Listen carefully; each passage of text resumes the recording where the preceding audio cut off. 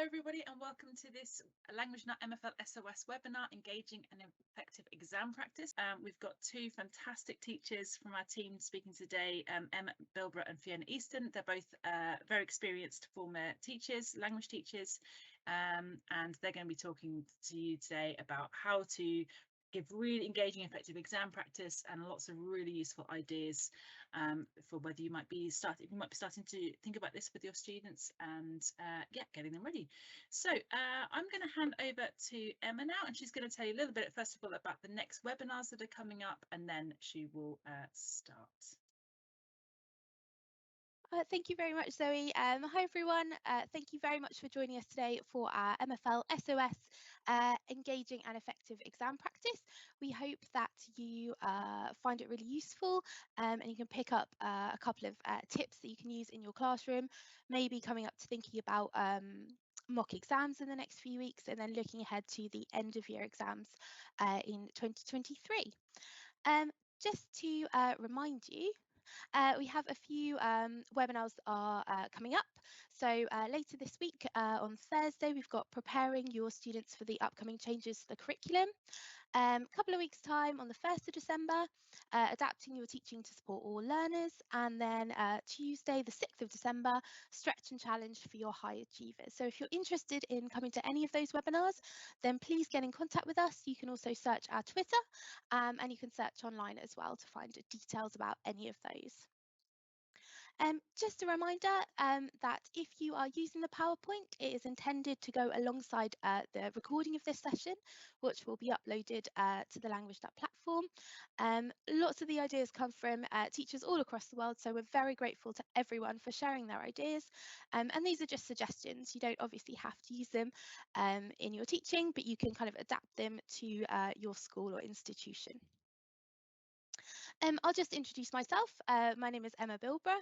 I have 8 years experience as a teacher of MFL in state secondary schools, teaching Spanish and French.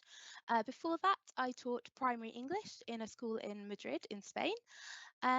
I have been involved in teacher training for a few years as the MFL subject lead for the South Down Skit and also as an ITT mentor. And I now work in the customer success team at Language Nut. And I'll hand over to my colleague Fiona to introduce herself.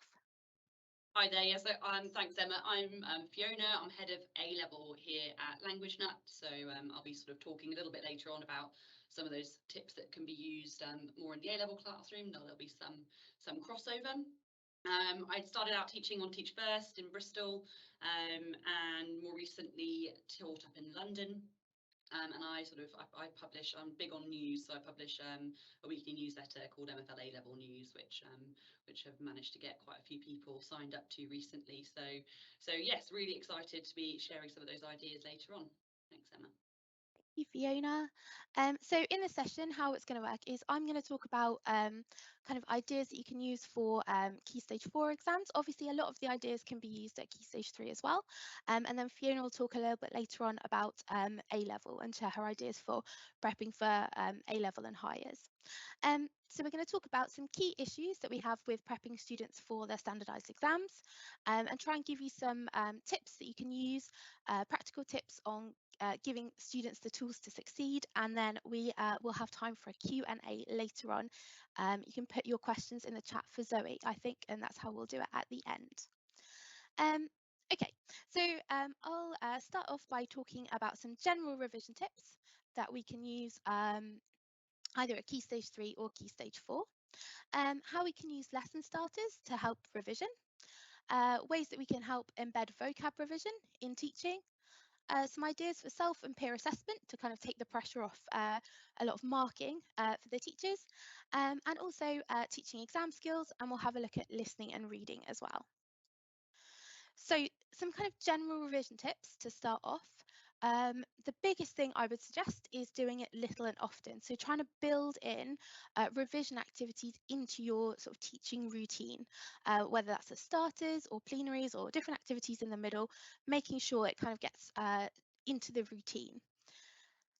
Repetition of the same tasks. So if there's a particularly effective revision task that you like to use with your students, kind of using that repeatedly in lessons. So students they see what's on the board, they know straight away what to do, and they kind of get into the habit of revising that way.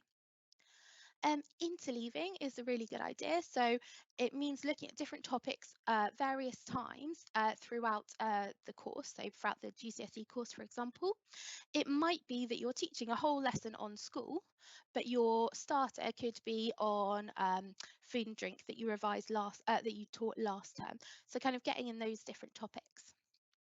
Trying to think about cross-topic revision. So using the same vocab but in different contexts. So a good example would be weather. It comes up in holidays, it comes up in free time, it comes up in town. So all of those, looking at that particular vocab section across different topics. I think overlearning is really important. So students tend to overestimate their completion of learning, so how much they know, and they underestimate how much they forget. So it's kind of really repeating those activities and those topics with your students to make sure that they're overlearning.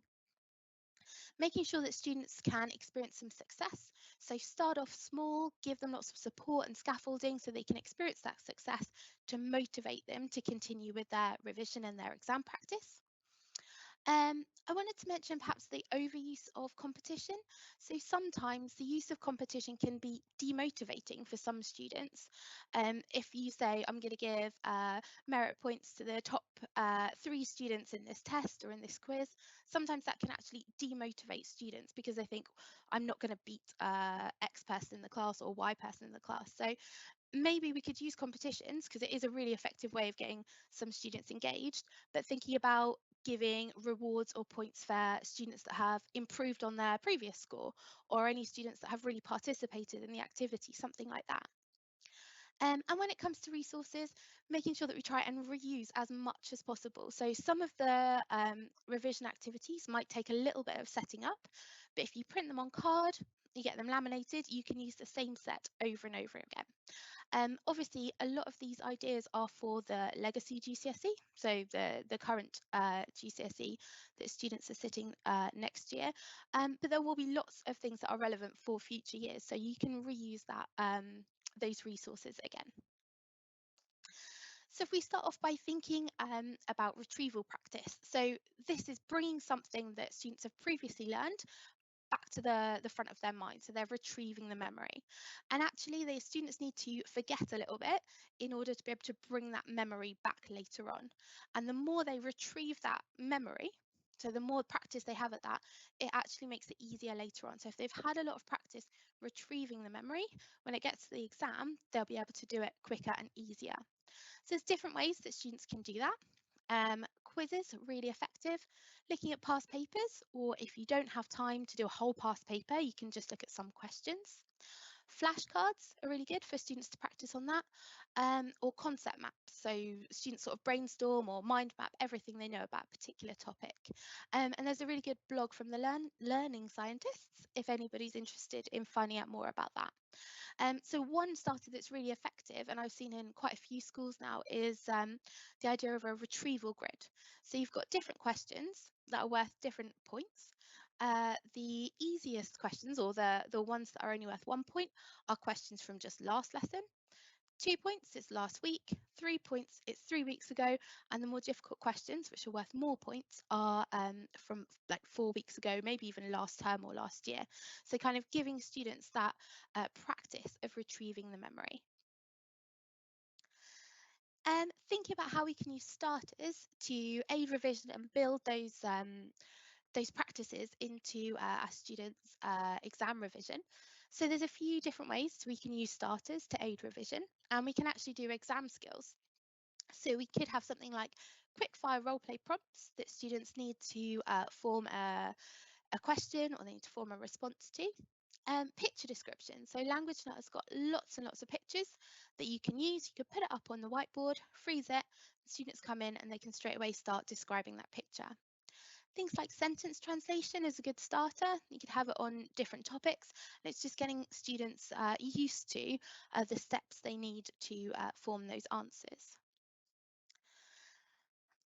Vocab starters can be a great way to start the lesson, and we can actually put retrieval practice into that as well. So games like vocab sort, So students have got different categories and they need to find 5 words from a list that fit into those categories. So you can do it on one particular topic. This is the topic of food, for example, and students need to sort those words into those categories.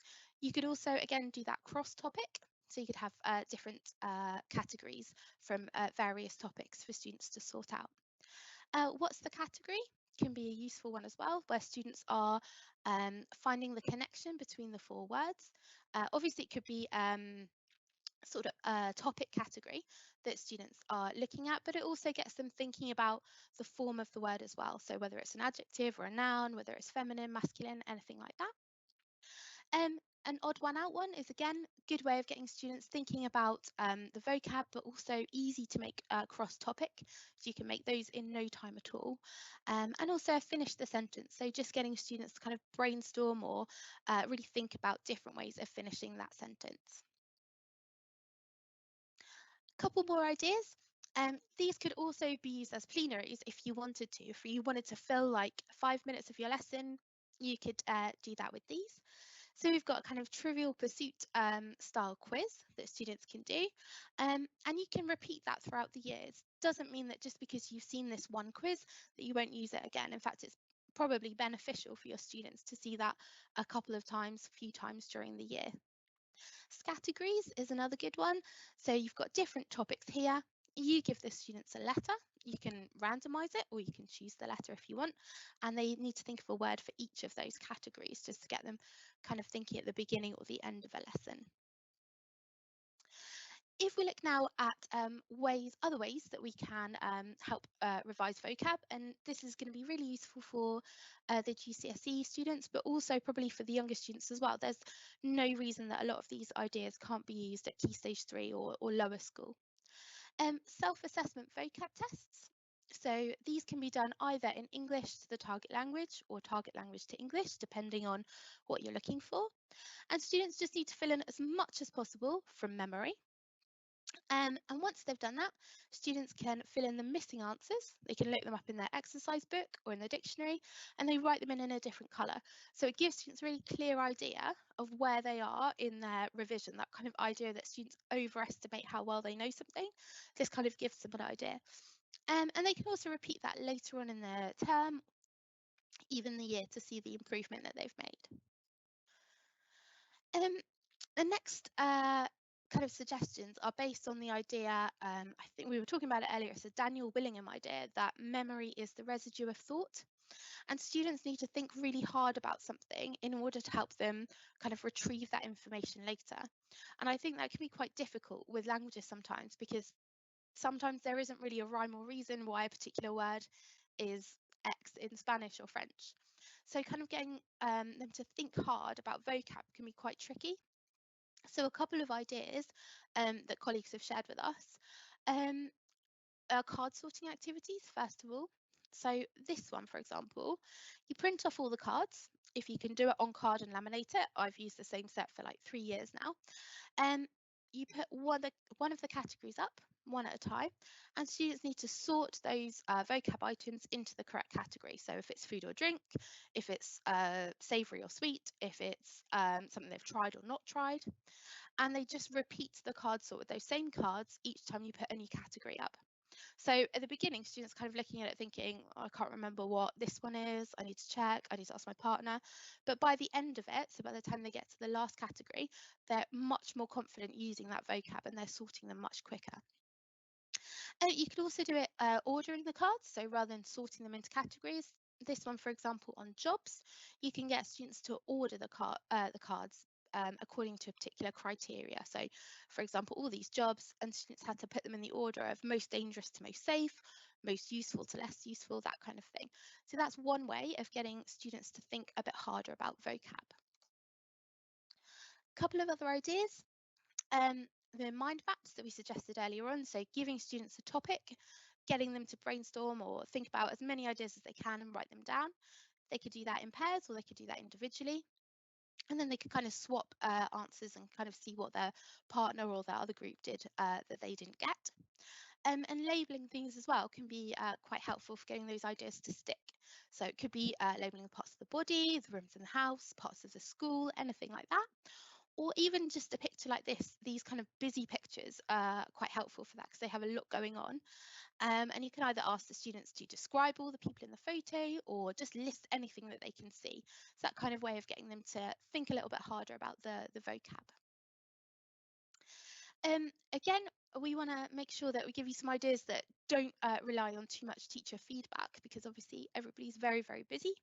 There's some ideas that you could do like for peer assessment, which can take the pressure off a little bit. So these are some peer assessment quiz cards. So again, it takes a little while to get them set up, but once you've got them, you can use them forever. If you print them on card and laminate them, you can use them over and over again. This one, for example, we've got really quick fire questions on different things that students might struggle with. And these I just went through a revision guide and just made some different questions on each point. So we've got numbers, dates, question words, those kind of things. If you put all the questions, if you're in a Word document, you put all the questions on the odd number pages and the answers on the even number pages. When you print them out double-sided, all you need to do is cut down the lines and you'll have peer assessment quiz cards. So you can just give a stack to a group in your class or a pair in your class, and they can just quickly quiz each other. And that leaves you free to go around and offer feedback and hear pronunciation and things like that. The peer assessment vocab test is a real favourite as well. I've seen lots of people doing this. So this one, students are testing each other in pairs on a particular topic. So you need 3 columns. In the first column, you've got the target language and then the English translation in the next column. And in the third column, you've got that same target language vocab, but in a different order. What students need to do is they need to fold down the dotted line here, and they hold it up in front of them between the pair. Person A is going to test person B by asking, okay, what is a pool? They've got the answer there, so they'll be able to see it straight away. But the other partner can be looking down this list to pick out the right vocab. Once students are more familiar with that, they've practiced this for a while, actually they can do it without the support. So the partner's still got the answers, so they can be checking, but actually they can start to do it without the support. And again, you can just create a whole stack of those. I just went through the revision guide, got all the vocab, put it into the right order. It took a while, but I think I've used the same step for about 5 years now. So they really do last if you print them on card. If we look now about ways that we can prepare students for their GCSE examination, but like I said, there is no reason why we couldn't start this a little bit earlier with some of our Key Stage 3 classes. So thinking about the role play, sometimes it's not maybe practiced as much as it could be because there's so much going on, but quite often it's the first thing that students will do in their speaking assessment, so it gets them off to a really good start if they've got a good foundation here. So if you think about ways that students will often have to respond or questions they will frequently need to ask or understand, you can kind of pick out some key vocab. And one thing I think would be really useful here is to create this as custom content on LanguageNut, which you could then set for homework for your class. So you could kind of choose what was appropriate for your setting, and then you could choose those questions and put them into the custom content. And once you've done that, you can use that with any of the vocab trainer activities that they have on LanguageNut. It can be done as a reading. Students can do it as a listening, so they're practicing understanding that vocab, and they can also do it as a speaking as well. So that might be something to kind of start off with those key phrases and questions for the role play. The next kind of step for the role play would be to kind of think about some ways that you could break it down for the students so they knew exactly what they were going to do for each bullet point. So this is one that's an example. So for each bullet point, we've broken it down into 5 steps. So they need to do these things, or actually these first 4 things for each bullet point. So they need to decide if they have to ask or answer a question, looking at the prompts, translate the prompt words, think about what they're going to be asked or what they need to ask, and finally form an answer. So kind of giving those numbered steps to a student is really helpful because they know, okay, I've done step 1, I can move on to step 2, and that's something they can take into the exam with them. It also, as a teacher, means you can kind of correct students quite quickly. So you can say, go back to step 2, go back to step 3, check again on step 1, and those kind of steps are really useful for feedback. Once you've kind of got practicing with the students, they can actually start filling. I have created this grid that students can fill in for each bullet point. So they are actually writing in, okay, I have to answer a question in this one. This is what the prompt words mean. This is what the question will be. This is going to be my answer. And it takes a while at the beginning. It's quite laborious for students to start off with, but they get into it really, really quickly. And by the time their exam comes, they see the role play, they know exactly how to prepare it because they're going through those steps really quickly. Again, you can kind of use role play prompts as a really quick starter to give students lots of practice. It doesn't take them too long, so just giving them some kind of quick prompts that they can prepare is quite a good idea for a starter. Staying with speaking, but thinking about the photo task, and obviously on some of the foundation papers at GCSE as well, there's a written photo task. So something that could be used for the photo description as well in the writing paper. So try to think of phrases that can be used to teach any topic. Phrases that can be used to describe photos for any topic, and kind of building up a bank of those for your students. Obviously on LanguageNut, there's lots and lots of photos that you can use. You can put them on the board as a starter, or you can kind of use those in your lessons to practice with students, as well as setting homework. So one thing you can do is to kind of break down the steps and give students phrases that they can use for any topic. So this was our one, for example. Every student's going to start off by saying where they think the photo was taken, and students only need to choose one of those and they can finish it here, and that's how they're going to start every single photo task. The next thing, they're always going to say what they can see in the photo. They only need to choose one of those. Just learn it. They can use it to describe any photo. You can, like I said, set that for homework for your students. Another thing you could do just to sort of enhance that practice is to kind of add notes for the students. So if you wanted to, you could put a list of phrases there that students could use to describe the photo. Or you could also even suggest follow-up questions. So in the photo task, they have extra questions that they have to prepare, not just describing the photo. You could actually put those in there for a more sort of complete exam practice. You could do that. Again, you could do this with peer assessment. I have prepared these cards, just a photo with some points underneath. Again, it took quite a while at the beginning, but it's lasted for ages. And actually, you can just leave them blank on the back, or you could put some answers in. Anytime I need a photo for any PowerPoint or any lesson, I always just save them in one place. And then when I want to make some new cards, I know where all my photos are for the photo task. You can do it with peer assessment role play as well. So you can have some role play prompts. On the back, you can either have what the teacher would say, so the pairs can practice that way, or you can just have kind of bullet points if students want to check whether they answered the question correctly. So you can have a lot of those out, put them on the table. Students can choose one, they can go away and practice it, and then come back and swap it for a different card. A really quick run through of this one. So it's a game called Cheat. I'm sure lots of people have got kind of different versions of it, but the one we call it is we cheat. You've got some sentences. They're quite simple sentences based on one topic. This one's on holidays. So you've got some sentences here, but some of the cards have got cheat on them. You need to print off a set of cards, give the set out to each group of students, and students will deal them out, so they've got 5 or 6 each. And the idea is that students want to get rid of their cards as quickly as possible. So students are going to start off by reading the sentence. Once they've read the sentence, they place it face down on the table in the middle, and then it passes to the next person.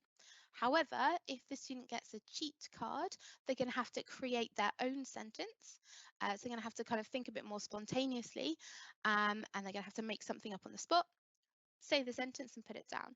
The other students are going to try and guess whether or not that student is telling the truth and that was on the card, or whether they've made it up. So students can call cheat, and they check the card to see if it was a cheat or not. If it was a cheat, the person that lied has to take back all the cards. If they were wrong and it was in fact a correct sentence, the person that called to cheat needs to pick up all the cards, and it goes on like that. The first person to get rid of all of their cards wins. So that's that one. You can do it on different topics. You only actually need to have one set of each topic, because you could kind of rotate it around your class as well. Couple of other ideas for speaking and listening activities that you can do with your students. You've got the kind of trapdoor or mind reader activities.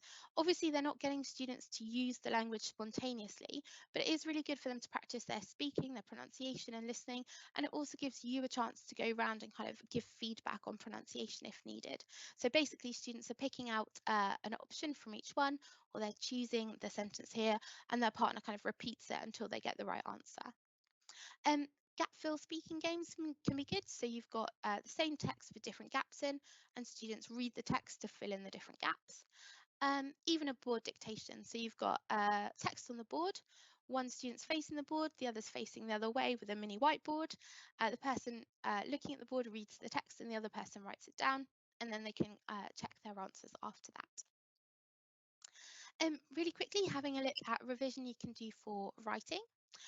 So you can start off by just giving students some short sentences that they can improve. They can be adding in opinions, time phrases, so just giving them a start of a sentence to kind of help them out, and then saying, okay, add in an opinion with a reason, or change this to a past tense and add an intensifier. You can kind of pick and choose how you want students to improve their sentences. I think another thing that's really good for writing revision is infinitive structures. So teaching students some key infinitive structures. Obviously, there's a long list here, but you can just kind of choose a few that students can use. And it also means they can access the past and the future tenses without having to worry too much about verb conjugation.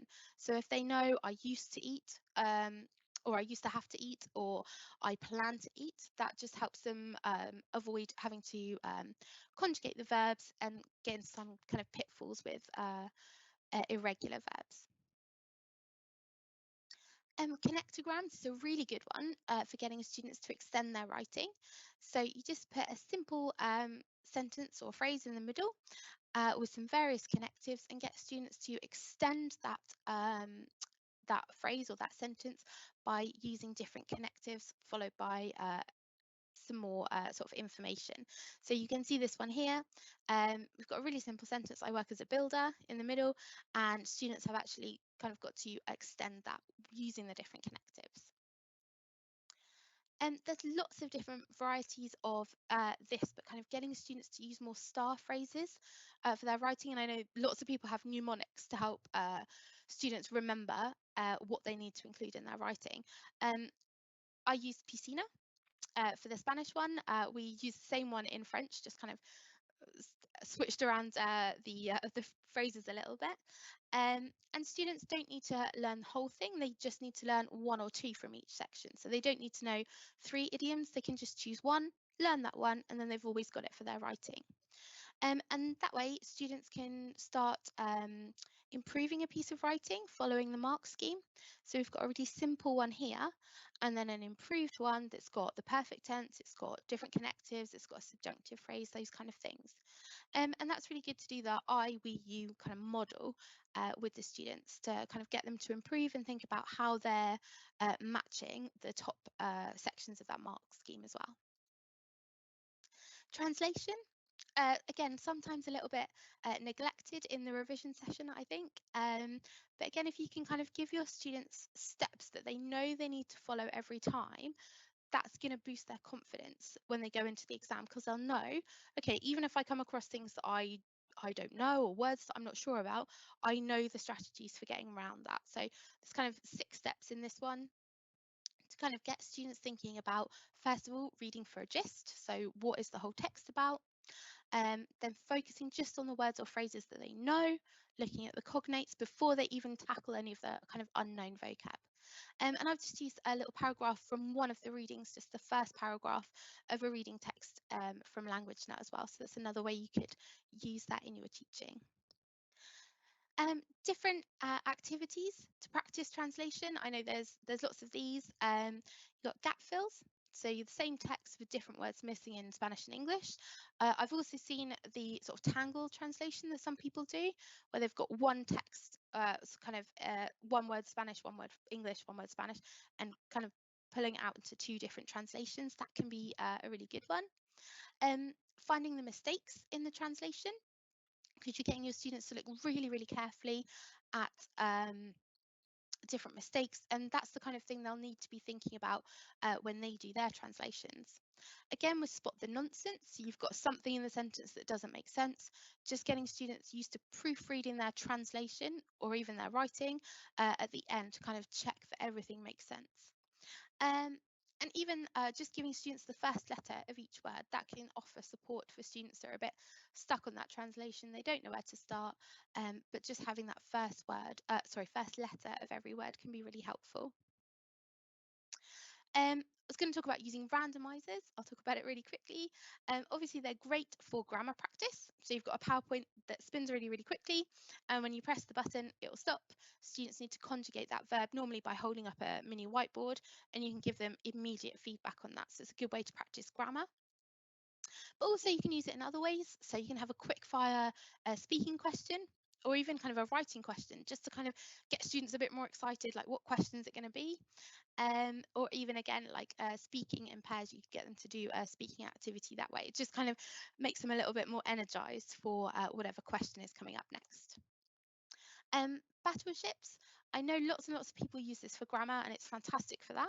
You can either print off the little boxes for your students, or just get them to draw it really quickly on a mini whiteboard, save you printing and anything like that. So you've just got the subject pronouns down the side and the infinitive verb at the top. Students hide their points in the different boxes, and their partner needs to guess where they've hidden those by conjugating the right verb. So if they chose, if they said you see, or you will see in this case, they'd win 100 points. So they kind of build up their points that way.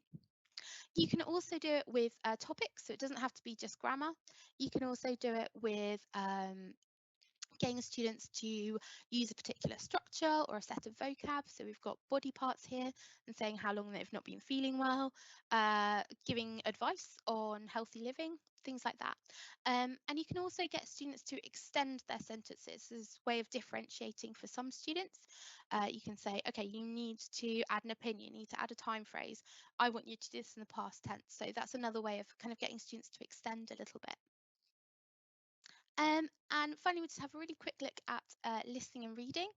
So this is probably a little bit harder for students to revise because they've got no control about what's coming up. So if you've got writing or speaking, you kind of use the phrases that you've practiced, but listening and reading, they're completely at the mercy of the exam board for this one. So kind of thinking about some things that will help them. Looking at synonyms and antonyms, because that's almost always a bit of a shock when students move from Key Stage 3 to Key Stage 4, when they actually have to look at synonyms or even make inferences to get the answer rather than sort of having the option word and the word in the text exactly the same. Teaching false friends, so the ones that come up kind of every year, you can kind of do that with your colleagues and kind of get a list going of all the false friends that might be likely to come up. Make sure that students know to look out for language patterns. So in Spanish, it's words that end in idad or mente, to kind of know how to translate that, or at least give them an idea of what the word might mean. Going over the basics, things like numbers and dates, there's always a question that relies on days of the week or numbers or months of the year. So kind of going over those that they probably haven't really seen since year 7 is a good idea. And making sure to teach those sort of contrast or confirming connectives, especially for a student that needs to, a question that requires students to work out if an opinion is positive or negative. So if they see like however or but on the other hand, you kind of know that a differing opinion is coming up. So that can be helpful for students as well. And again, having a kind of walking, talking mock with your students, and this is just one of the gap fills that I've pulled from LanguageNut. You could do this is a reading one, but you could also do this as a listening if you wanted to. You could just kind of take out the option words for students and read it aloud, and kind of talking through your thought process and how you as a sort of linguist would tackle an activity like this, and giving students the steps that they can repeat on their own. So what are all the option words? That's the first thing I'd do. I'd look and see if they were a noun or an adjective, and then looking at the text, what word is needed, and kind of narrowing down your options. So there's lots of kind of that can be really helpful just for the students to see how you would approach it. And actually it's quite useful for us as teachers because it kind of puts us in the shoes of the students a little bit, because we haven't had to do exams for a little while, so that can be quite helpful. And I'm going to pass over to my colleague Fiona, and she is going to talk more about ways you can prepare your students for the A-level examinations. Fantastic, thank you, Emma. Hopefully you can all see my screen now with the mind map. So yeah, obviously I'm sort of gonna quickly go through some ideas and activities that you can do sort of surrounding past paper prep and the kind of activities that we're going to be on the A-level, higher, IB. There's a lot of crossover between these sort of qualifications. And I know that some of them have brought in recently new things. So if we've got any IB teachers here, you know, obviously listening is quite new. And so, yeah, and all of them will have speaking or talking, and some of those qualifications will also have the film and literature. So just going to look at some quick fire engaging activities that you can do surrounding those. And yeah, hopefully you'll be, some of them you might have heard of before, used before, but again, it's just nice to have a refresher sometimes. So I'm going to start with the reading, listening and writing. I'm going to start with looking at effective use of transcripts. And as I said, you know, this can be useful not just for A level. Some of this they'll be read across down to the sort of GCSE level as well. So if you are still, if you're not teaching A level at the stage, some of these will still be useful for that as well. So if you're using a transcript for a past paper listening question, the way I'd usually do it would be to obviously do the activity first, no transcript, treat it as a normal listening activity. Students complete that in one colour. Once you've then done that activity, a nice way to sort of make it also kind of a reading idea and a reading practice as well would be then to hand out the transcripts for the activity. And what I would do would be to give students another colour pen, and they can read through the transcript, read through the questions again. If they want to make changes to their answers, they can, but they need to do it in another colour, and really get them thinking about sort of areas where they got it wrong, areas where they got it right. And then obviously step 3 would be to mark their new answers in another colour again. And obviously in terms of for students, it's quite useful at that stage for them to be able to see, you know, if they're listening and they're reading match up, then great. It looks like they're in the sort of same place with both of those, either in a great place or maybe they didn't get a lot of the vocabulary, which might suggest they need to go back and revise some more. But then obviously as well, if they got much more, if they've got loads more questions right when they were reading through, then that sort of indicates they might want to go back and do some more listening practice. A way to make this more engaging that I've done in the past with classes that I know will sort of really get involved. I know Emma mentioned before, sometimes we can fall into the trap of going into too much competition, but hopefully, as I said, sometimes you might get a class who really responds to that well. And so with these activities, at the beginning of the year, I would sometimes hand out transcripts, and then obviously I would then give students about 100 gambling chips or counters or tokens or whatever you can find to give out at the beginning of the year. And then when you go through an activity like this, what I do is obviously you do the first listening through, get the students to write their answers down, and after that round, from their 100 chips from the start of the year, students could choose to make a bet on how many questions they think they got right in that particular exercise. So they place their bet. They then do step 2 that we talked about just now, which would be obviously to go through the exercise with the transcript. And then after that, they'd have the chance to double or nothing on their original bet. So if after doing the transcript exercise, they think, yeah, no, I was right with my bet first time, I definitely did get 5 questions right, then they can double or nothing, or they can just stay with what they originally bet. And then after step 3, where obviously you've marked the activity, students can obviously not only know how well they've done on the exercise, but they can also then work out their winnings. So it's kind of a way of sort of tricking them into sort of doing that activity, but it also feeds into what Emma was talking about before by, rewarding how aware they are of their own learning rather than how many points they got correct. So obviously they'll do best if they have a good indication of how many points they got in the activity. So that's just one thing, and you can do those gambling chips activities with various different types of activity. If you don't have to do it with listening, you can do it with other ones throughout the year as well. So yeah, just a nice one to sort of jazz it up a little bit. I also do to sort of help with the gap fill activity. Obviously, gap fill features in some of the A-level exam board actual exams. Others it won't, but it's still a useful skill to build, and it's a good sort of good to get students thinking about sort of wider language. And obviously, this goes for GCSE as well. So what I would do, rather than have them do sort of, traditional gap fill activity, what I might do is give students a past reading question, full reading question, and then I would ask them either as a starter activity, or you could make this a longer activity. And if I was doing it as a starter activity, I'd put this up on the board and I'd give them sort of 2 or 3 minutes to pick 5 words from this text that they would take out and use in a gap fill activity if they were making this a gap fill. And what I'm looking for is for them to be able to explain why they've done that, so to get them really into thinking into that sort of how the examiners think when they are choosing these words and why they choose different words. So you can see we've got católica and prehispánica, so they might know, okay, well, I chose these 2 words because they're both, feminine adjectives, and so it might be confusing for somebody doing this activity. So the idea is that they're really thinking about why these words might be useful to put in. And if you wanted to make it a longer activity, you might split the class into A's and B's, give A's 1 text, B's another text. They do this activity where they pick 5 words to take out, and then they switch over and they actually do each other's gap fill activities as well. Obviously, again, if you wanted to sort of slightly simplify it as well, obviously here I've got a full activity where there's sort of 3 big paragraphs. If you wanted to sort of modify it down, you could maybe just give them 1 paragraph worth of text, depending on sort of the levels that you've got in the classroom. And again, so this is something you could do with a GCSE text as well. Moving on. Summary questions. Again, summary questions feature in some exam boards and not in others. Again, though, it is a nice way of getting students used to sort of showing off their overall comprehension of a text, and it's a useful thing for them to do when they're doing a revision for their speaking exam or their writing exam, when they're sort of thinking about these sort of key topics and facts about them. And so often when I'm sort of preparing students towards doing summary questions, I'll find an article online and get students sort of break the article down into different paragraph headings.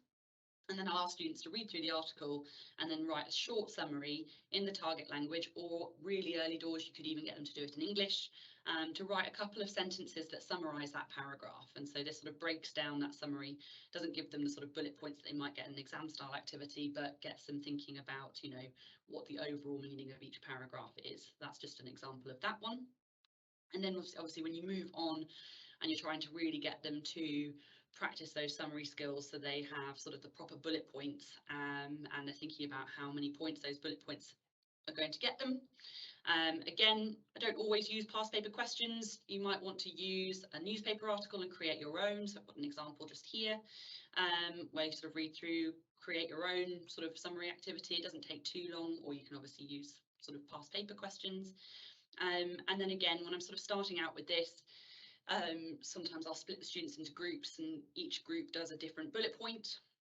I'd encourage them to go through and again, first of all, use a highlighter, go through and make sure that they're highlighting areas where they're finding relevant information that's relevant to each bullet point.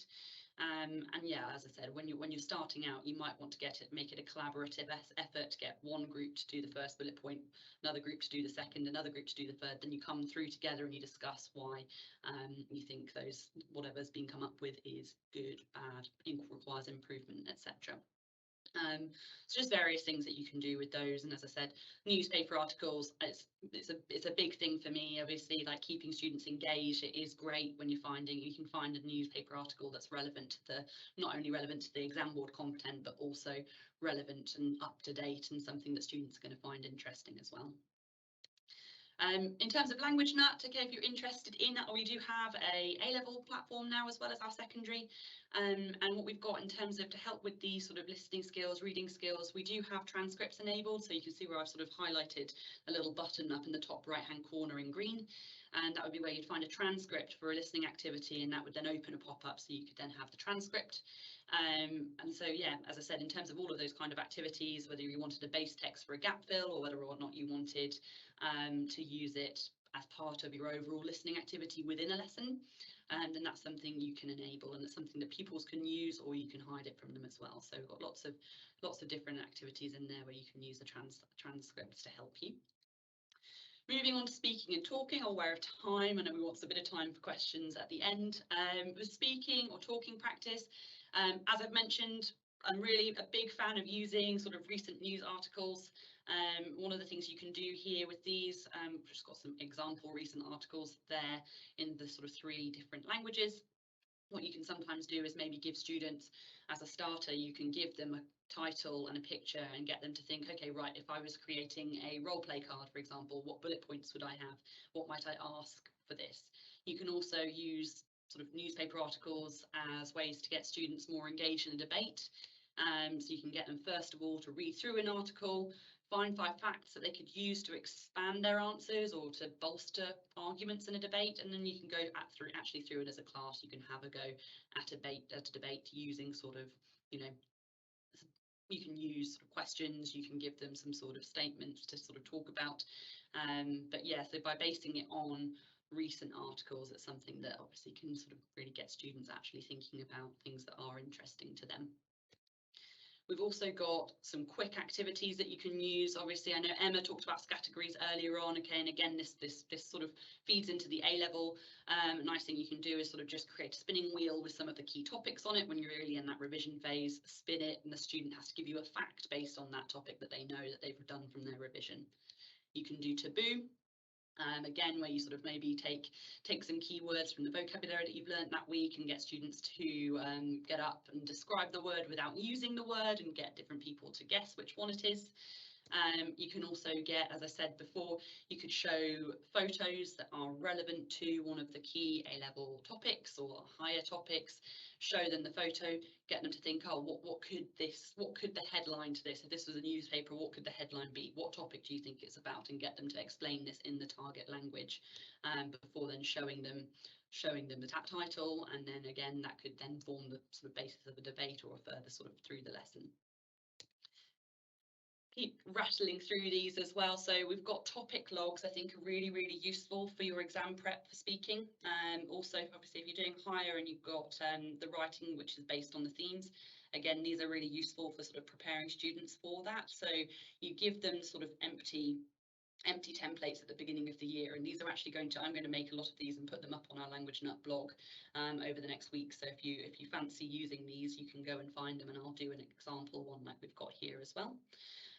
So on these, again, students can basically gather together either in target language if they want to, or in English if they want to as well. They can gather together up-to-date facts, up-to-date opinions that they could use in a speaking exam, and they can also then gather together any links to sort of newspaper articles they've read, resources that they've found, that particularly then if they want to then go on and use this in a presentation or an IRP, that's something that they come back and look at as well. So yeah, I'd always encourage students at the beginning of the year to sort of get these together and sort of be adding to them as the year goes on. And you can obviously be as involved in that as you want to. If you want to make it something that they have to show you, great. If it's just something that you want them to do on their own, also fine as well. And they can also do that for film and literature for different topics. But in this one, I sort of do it to do with sort of themes and things like that. But that's a slightly different area. Finally, with speaking and talking, another thing that they can do as part of these topic logs is to add another area where they sort of put together general sort of questions that might be asked if they were to get this as part of a sort of more extended discussion in an exam. And so it's really good for them as the year goes on to think of these sort of buzzword questions that quite often come up, the kind of questions that they might be asked to sort of talk about, give their opinion on, and also just a general question list for them to be thinking about whether or not they want to talk about this topic in their IRP. And one of the things I like getting students to do when they're first sort of thinking about what they might want to sort of research, what they might want to do a presentation about, is really early doors. It's obviously really important that they're not just describing something, they're analysing it, they're being critical about it. And so it's really good for students to actually go away and do quite a lot of wider reading not in the target language, in English. They need to have a broad understanding of the topic that they're going to talk about. And so early doors, I think it's quite nice to get students in at the beginning of a lesson and do a 2-minute sort of lecturette in English about the topic that they think they're going to talk about, because that will show that they are, if they can talk about it for 2 minutes in English, they can definitely talk about it, and they'll have enough things to talk about in the target language as well. In terms of what LanguageNut can do, in terms of preparing students in these areas, we've got loads, as Emma said, we've got loads in the A-level as well as the secondary. We've got loads of photo descriptions, which you can either add bullet points to if you want to make it more of a sort of formal, but also just to get those sort of creative juices flowing. Students can also record themselves speaking. As part of this, we've also got sort of wider questions about the major topics. And we also have those in the writing. So again, if you're doing higher and they're sort of preparing for their writing exam, we've got these questions where they can either sort of record themselves saying them out loud, or they can also type out their answers. And this is another nice place where they could sort of keep together lots of their revision and lots of the facts that they found about these issues. I'm going to quickly fire through film and literature, and then we'll sort of wrap up and do some Q&A. So obviously the film and literature exam again features in a lot of the A-level sort of examinations. There's some film and literature in IB, I know, as well. One of the really important things that students need to be aware of when they're preparing for these exams are the mark schemes. So we've got a couple of sort of snippets of the AQA and the EdXL mark scheme up here for the A-level. And so getting students comfortable with these, giving them past papers that they can then sort of look at in parallel with the mark schemes, and getting them sort of comfortable in knowing what a good essay looks like, what a sort of C-level essay looks like, what essay would sort of not pass that C-level is really useful for them. Obviously, you might have banks of essays that you could anonymize and use, or you might have sort of pre-made examples, but it is something that is really important for them to be comfortable with. And as well as knowing what's on the sort of main mark scheme, it is also important that they know sort of, if we're talking about language issues, what we class as minor errors, what we call as serious errors. This is just taken from the AQA, and something that you could do with students, instead of getting them to give it a grade, you could, when you hand back an essay that you've marked that they've created for you, you might want them to get through with a red pen and have a look at where you've sort of underlined errors or underlined mistakes in the language, and they can go through and they can read through this sort of what are minor errors, what are serious errors, and they can decide where you've underlined, is it minor, is it serious, is it something that would affect them going from a sort of one boundary to another or not. And so it's another way that they can sort of have a think about how they're doing in that exam board and how they're preparing for it. Also lots of sort of shorter activities that you can do before, maybe when you're working up towards giving them entire essays to mark. As a nice starter, sometimes I'll just blank out the first few words of a sentence and a model answer, get them, then rearrange those and get them to match them up. That can be a nice thing to do as well with newspaper articles when we're going back and talking about the speaking. So they'd have to find where those different sentence starters go in the essay. You can also give them a model essay but jumbled up, and students need to sort of read through, look at the sentence starters and think, okay, if this was my essay, how would I want to put this? What would be the most logical order for this to go in? And in terms of getting students to practice that sort of meta language, obviously it's important that they're familiar with the works that they're studying.